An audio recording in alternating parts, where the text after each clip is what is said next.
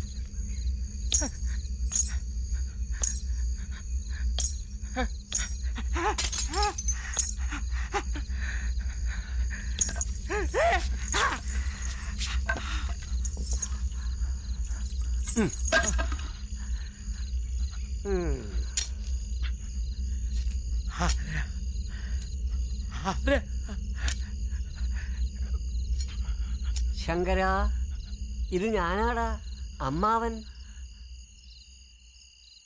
അമ്മാവനെന്ന് എവിടെയായിരുന്നു മയിലാട്ടം? പാറേക്കാവില്. നീ എന്താ വരാഞ്ഞേ? ഒരു ഉത്സവം വിടാത്ത ആളാണല്ലോ നീ. മയിലാട്ടമുള്ള വിവരം ഞാൻ അറിഞ്ഞില്ലല്ലോ. പാറക്കാവിലെ ഉത്സവം കഴിഞ്ഞ ആഴ്ചയല്ലായിരുന്നു, മേടം 10-ന്. ഓ, എനിക്ക് തെറ്റി. ഇത് ഉത്സവമല്ല, വഴിപാടാ. ജർമ്മനിയിലുള്ള നാരായണൻകുട്ടി വനൊന്നുമില്ലേ, അയാളുടെ ഭാര്യയുടെ. അല്ല ശങ്കരൻകുട്ടിയെ, നീ അലറി കരഞ്ഞിട്ടും എന്താ ശബ്ദം പുറത്തേക്ക് വരാഞ്ഞേ?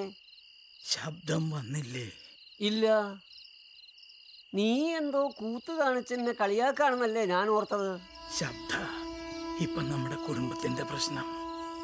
തീവണ്ടി തൊട്ട് പുറകെ വന്നിട്ട് ഞാനത് കേട്ടില്ല. ഞാൻ പേടിച്ച് കരഞ്ഞിട്ട് അമ്മാവനും അത് കേട്ടില്ല. നിന്റെ കുടി ഇത്തിരി കൂടുതലുണ്ടെന്ന് പറഞ്ഞു സരോജിനി. അങ്ങനെയൊന്നുമില്ല. എല്ലാം എനിക്കറിയാം. ജോലി സമയത്ത് കുടിച്ചതിന് മേലധികാരികൾ ശാസിച്ചില്ലേ നിന്നെ ഈയിടെ?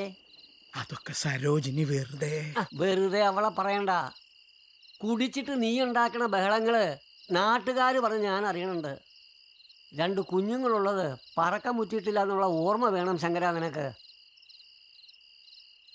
നീ ജോലി ചെയ്തുണ്ടാക്കുന്നത് നീ തന്നെ കുടിച്ച് മുടിക്കേ, അതാരും ചോദിക്കണില്ല.